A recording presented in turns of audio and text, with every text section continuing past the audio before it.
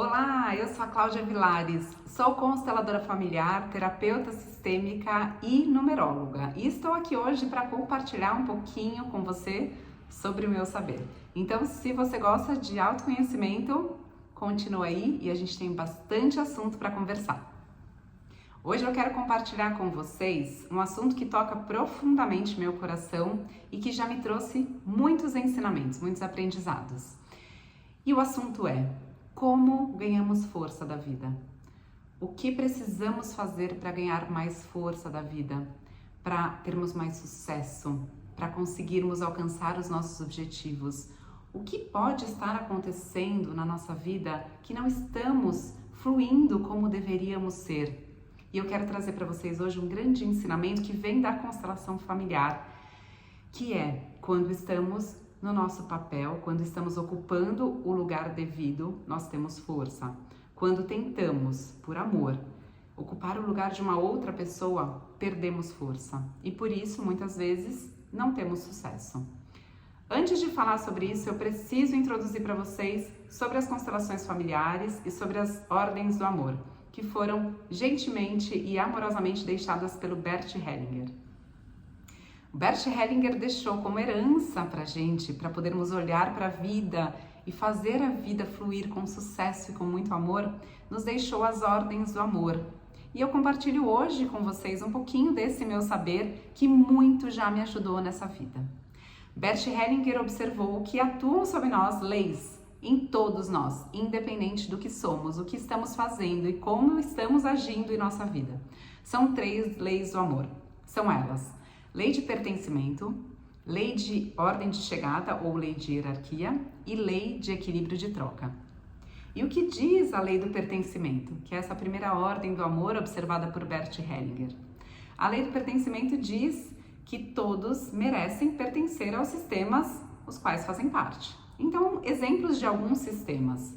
A empresa é um sistema.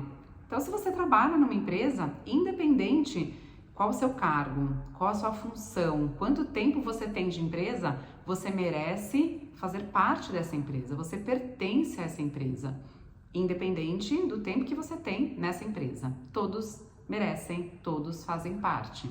Um outro sistema: a igreja que você, o lugar que você frequenta como religião, uma igreja, um centro, lá é um sistema. Então, se você frequenta esse lugar, você merece fazer parte, você pertence a esse lugar que você decidiu fazer parte. Independente quanto você sabe sobre isso, independente das suas escolhas, você faz parte, você merece pertencer. E o principal sistema é o nosso sistema familiar. Ou seja, na nossa família nós pertencemos, nós merecemos estar naquele sistema familiar. Independente se eu sou filha, se eu sou mãe, se eu sou avó, independente da minha idade, independente do que eu decidi fazer como trabalho, independente se minha família toda trabalha no mesmo ramo, na mesma área e eu decidi escolher algo diferente para mim, eu mereço, eu faço parte. Independente das minhas escolhas, independente se eu moro num lugar ou moro no outro, independente se o meu pai e minha mãe quiseram coisas para mim e eu fiz diferente, eu faço parte. Independente também se uma pessoa já partiu, se ela já partiu, independente da forma como ela já partiu, se ela já desencarnou, ela faz parte, ela continua fazendo parte a esse sistema familiar. Porém, muitas vezes, nós excluímos pessoas do nosso sistema familiar. Sempre por amor. A constelação familiar sempre mostra que tudo acontece por amor. Porque muitas vezes uma pessoa partiu e para não causar dor, para a gente não sentir dor quando lembramos dessa pessoa que partiu, a gente deixa de falar dela. E quando a gente deixa de falar dela ou a gente simplesmente não quer falar dela, a gente causa uma exclusão. E quando a gente causa uma exclusão, mesmo que sem perceber, mesmo que não tenha maldade, estamos desonrando essa lei, estamos trazendo um emaranhamento para a nossa família. Mesmo que alguém tenha feito algo de errado para essa família, como por exemplo, ter cometido um assassinato, coisas fortes, como por exemplo ter roubado essa família, ter sido desleal, mesmo que essa pessoa tenha causado um mal, ela faz parte dessa família. E se deixamos de falar dessa pessoa, estamos excluindo essa pessoa. Isso não quer dizer que a gente precisa ficar falando sempre dessa pessoa, mas se não incluímos ela no lugar que ela deveria ser, então se ela é um tio, se ela é uma prima, se ela é um filho, uma avó, ela faz parte dessa família, portanto ela merece esse respeito, ela pertence a essa família. Um outro exemplo muito comum no sistema familiar são abortos. Abortos espontâneos ou abortos causados. Quando causamos ou quando sofremos um aborto, isso traz uma dor e a gente não compartilha, a gente não conta para outras pessoas. Entendo, é difícil, é doloroso, mas essa alma que existiu e que habitou nosso corpo, mesmo que por um dia, por segundos, por milésimos de segundos, ela fez parte e ela merece esse reconhecimento. Portanto, por amor, deixamos de falar de pessoas para não causar dor, mas essas pessoas estiveram em nossos sistemas e elas merecem pertencer, elas continuam pertencendo, independente se elas estão presentes ou não.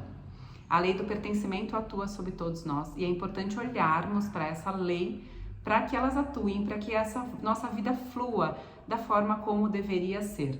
Se estamos excluindo alguém do nosso sistema, seja da empresa, do nosso grupo de amigos, seja da nossa família de origem ou da nossa família que construímos, estamos errando com essa lei, estamos indo contra a nossa lei e então sofremos. Um descendente, alguém que vem depois de nós, sente na alma que essa pessoa deveria ser incluída e, portanto, repete um padrão ou sofre ou traz algo que faz com que essa alma seja incluída novamente.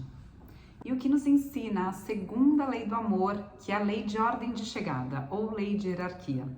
Essa sabedoria nos ensina que dentro de um sistema, como por exemplo o sistema familiar, que é o mais importante de todos, existe uma lei, uma ordem de chegada. Então, dentro de uma família existe um casal que chegou antes dos filhos. Portanto, esse casal, que é um sistema, ele merece e ele deve respeito. Assim como o casal, que são duas pessoas mais velhas, elas merecem mais respeito do que os filhos que vieram depois. E dos filhos, sempre tem um mais velho e outro mais novo, não sempre, mas geralmente sim. Esses filhos, eles também têm uma ordem de chegada e por isso eu, por exemplo, que sou filha caçula na minha família de origem, eu devo respeitar os meus irmãos mais velhos. Os filhos, diante dos pais, são sempre pequenos. Diante da vida, somos todos grandes, mas diante dos pais, temos que olhar com respeito. Os nossos pais, para sempre, serão maiores do que nós, porque eles vieram antes, eles têm mais experiência e por isso eles merecem, eles devem ser respeitados. Independente se eu sou mais rica, se eu tenho uma importância maior no meu trabalho do que o meu pai, por exemplo, ou do que meu irmão mais velho, independente do que eu sou, do que eu faço, eu devo respeitar as pessoas que chegaram antes de mim. Porém, muitas vezes essa lei é desrespeitada, essa lei é quebrada, porque muitas vezes existe uma mudança na família, como por exemplo, a partida de um pai, ou por exemplo, a ausência de um pai, não só por um falecimento, mas a ausência de um pai ou a ausência de uma mãe, e por amor toda a família se mobiliza, por amor toda a família quer abraçar os entes queridos, e então algumas pessoas se sentem naquela necessidade, naquela obrigação de substituir uma pessoa que não está mais aqui. Vou dar um exemplo bem claro para vocês. Numa família, por exemplo, de um pai, uma mãe, 3 filhos, o pai faleceu.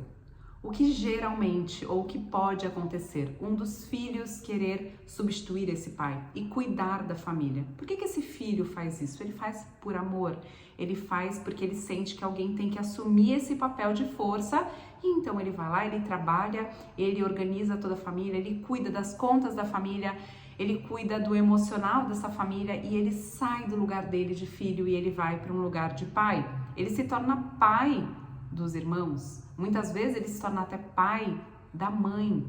É uma grande desordem. Muitas vezes isso acontece na família por uma ausência, que pode ser uma morte, pode ser um falecimento ou pode ser uma ausência, um pai que não está mais presente por algum motivo. Alguém se sente na obrigação de tomar parte e essa pessoa que toma parte, que vai para um outro lugar, ela perde força no lugar onde ela deveria estar. no lugar de filho. Muitas vezes essa pessoa, por exemplo, ela tem uma outra família, ela constituiu uma outra família, mas ela está tão imersa essa família de origem que precisa dela, que ela sente que precisa dela, que ela deixa de olhar para essa família para olhar somente para a sua família de origem, que ela sente que precisa tanto. E aí acontece esse grande emaranhado, esse desalinhamento. Isso acontece por amor, mas a gente precisa respeitar essa ordem. A gente precisa respeitar essa mãe que veio antes da gente e tem força sim. A gente precisa olhar para esse pai, mesmo que por algum motivo ele não esteja mais lá.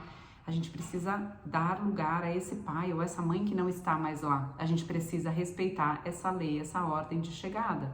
Um outro exemplo.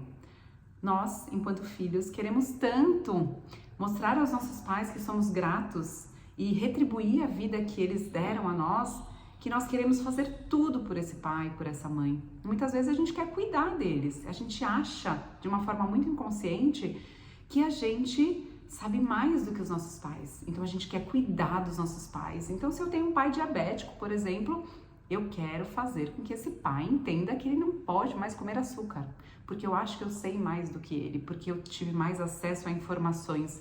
E aí eu brigo com meu pai, eu luto para que ele deixe esse vício pelo doce. É um desrespeito? É uma desordem, porque se ele é mais velho do que eu tenho que respeitá-lo como uma posição maior do que a minha. Ele sabe o que ele está fazendo, mesmo que pareça inconsequente, as pessoas que vieram antes de nós sabem, têm força para tomar decisões. Portanto, quando eu tenho consciência, eu fico no meu lugar de filha. Eu não tento substituir um pai ou uma mãe. Essa é a lei de ordem de chegada ou lei de hierarquia. E a terceira lei observada por Bert Hellinger é a lei de equilíbrio de troca, que diz que entre iguais é preciso haver um equilíbrio entre o dar e o receber. Então, um exemplo, entre duas amigas, é preciso que exista um equilíbrio entre esse dar e receber. Então, se uma amiga é muito carinhosa e manda flores e manda presentes, a outra amiga precisa contribuir. Não necessariamente com flores e presente, ela pode contribuir com presença. Ser aquela amiga que está sempre presente no momento que essa amiga precisa. Não precisa ser na mesma moeda, mas precisa existir um equilíbrio. Como, por exemplo, também um casal. São duas pessoas iguais que precisam se equilibrar nessa troca entre o dar e o receber, não na mesma moeda. Então, num casal, o marido ou a esposa consegue contribuir mais financeiramente, o outro precisa contribuir de alguma forma, como por exemplo, cuidando mais da família, cuidando mais da casa, dos assuntos da casa, é preciso que exista uma troca. Porque o que acontece quando não existe troca? Quem recebe mais se sente tão em dívida que sai fora da relação. Engraçado, né? Que a gente vê tanto isso acontecendo, casais onde um se doa tanto e o outro sai fora. Não deveria ser o contrário? Ou seja, aquele que doa mais deveria receber mais? Pois é, não é o que acontece na prática. Na prática, quem recebe demais se sente tão em dívida, olha para aquela pessoa que está se doando tanto e percebe que não vai conseguir retribuir e encontra uma forma de sair fora. Portanto, precisa existir esse equilíbrio. Esse equilíbrio não acontece, não existe entre pessoas desiguais, como por exemplo, pai e filho. Não existe como eu, como filha, contribuir com a vida que o meu pai ou a minha mãe me deu, porque não existe nada maior do que a vida. Então, mesmo que eu me esforce muito, que eu faça de tudo para contribuir, para ajudar minha mãe, para ser amorosa, às vezes contribuir até financeiramente, eu nunca chegarei aos pés dela, porque o que ela me deu é tão valioso que não há nada maior. Mas os filhos costumam se sentir em débito com os pais. E essa é uma força que a gente tem que assumir e tem que respeitar. Eu, para sempre, me sentirei em débito com a minha mãe. Não há nada que eu faça que possa retribuir isso. Eu respeito, eu agradeço e eu faço o melhor que eu tenho para fazer com a minha vida, com a vida que ela me deu. Mas eu não conseguirei de forma alguma retribuir na mesma moeda. Não existe, não há nada maior do que a vida e, portanto, temos que respeitar. Temos que olhar para os nossos pais, agradecer, mostrar a nossa gratidão, fazer o melhor que a gente pode com a nossa vida sem querer retribuir a todo custo, pagar coisas, dar coisas, salvar os nossos pais. Isso é muito comum, queremos salvar os nossos pais. Por que a gente tem esse sentimento de salvar os nossos pais? Porque a gratidão é tão grande que a gente sente que a gente tem que fazer algo em troca. A gente tem que se doar, a gente tem que dar alguma coisa a mais. Mas isso não chega nem aos pés da vida que eles nos deram. Portanto, numa relação de desiguais, não existe um equilíbrio. Sempre vai haver esse desequilíbrio. Sempre existe um credor e um devedor. Os nossos pais serão sempre credores e nós seremos sempre devedores. É uma lei que a gente tem que respeitar e não tentar a todo custo querer dar mais, dar mais, dar mais, dar mais, porque senão fica uma relação muito desequilibrada e pesada. Essa é a lei de equilíbrio de troca. Tendo consciência das leis do amor, agora fica aí a nossa decisão. Tomarmos as leis como força de uma forma muito consciente e muito amorosa e fazer o melhor que podemos fazer com elas, ou continuarmos nesse desequilíbrio, continuarmos desrespeitando as pessoas que vieram antes ou nos doando demais para conseguir algo maior que a gente não vai conseguir, ou ainda excluindo alguém da nossa família. Fica uma grande decisão, uma escolha, olharmos para as leis com amor ou desrespeitarmos e não vivermos o fluir da vida.